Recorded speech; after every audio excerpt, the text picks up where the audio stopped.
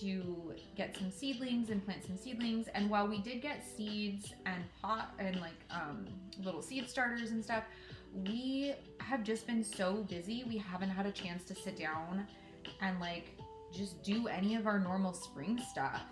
My partner was out of town all this past week. They just got back into town on Friday, and my kids are literally leaving tomorrow morning to go do spring break with their dad. So it's just kind of been a little bit chaotic over here of I don't even know what we're doing or what we're celebrating or what, you know, it's just kind of a hodgepodge mess of just what holidays are we celebrating, when are we celebrating, when are we doing whatever. So anyway, so even though my kiddo's birthday was not yesterday, we celebrated their birthday yesterday.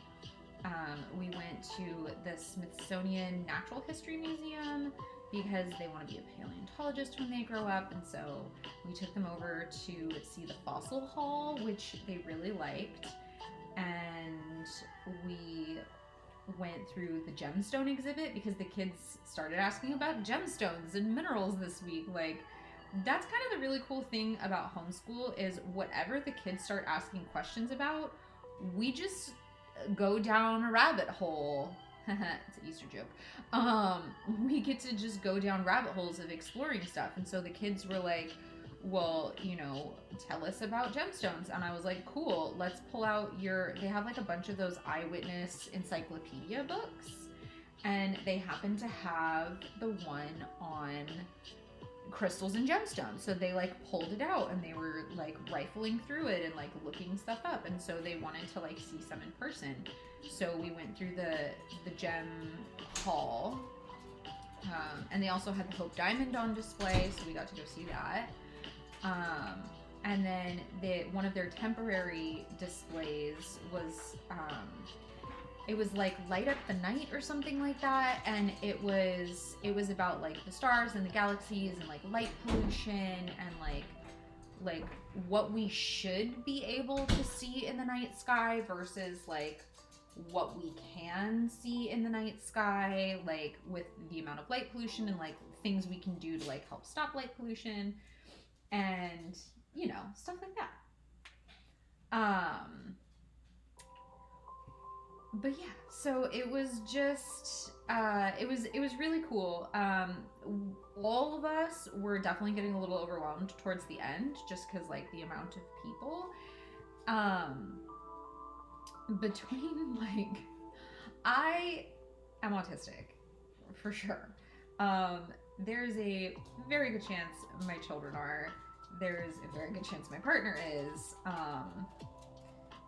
So just literally by the time we like stopped and had lunch and like we were like, oh, let's go up and see the butterfly exhibit, and then we like got back upstairs and we were just like, you know what, I think we're just done.